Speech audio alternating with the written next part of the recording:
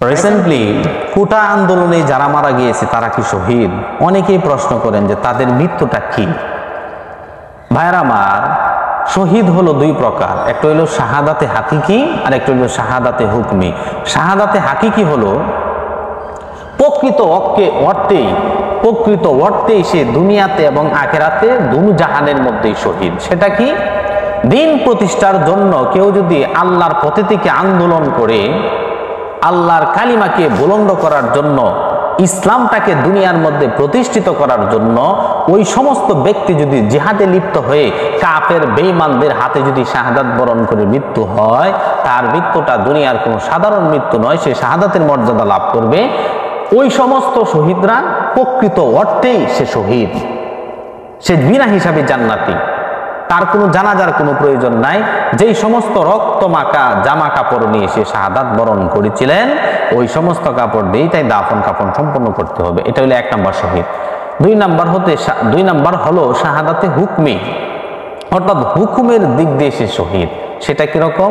কেউ যদি আগুনে পড়ে মারা যায়, কেউ যদি বাসের ট্রাকের নিচে পড়ে মারা যায়, কেউ যদি ধ্বংসস্তূপে আক্রান্ত হয়ে মারা যায়, বিল্ডিং যদি তার উপরে ধসে পড়ে, কেউ যদি, মহিলারা যদি ডেলিভারির সময় যদি মারা যায়, পানিতে পড়ে মারা যায়, আগুনে পড়ে মারা যায়, অথবা অন্যের ধারাতে আক্রান্ত হয়ে গুলির মাধ্যমে মারা যায়, তলোয়ারের মাধ্যমে মারা যায়, ওই সমস্ত ব্যক্তিরাও শাহাদাতের মর্যাদা লাভ পাবে।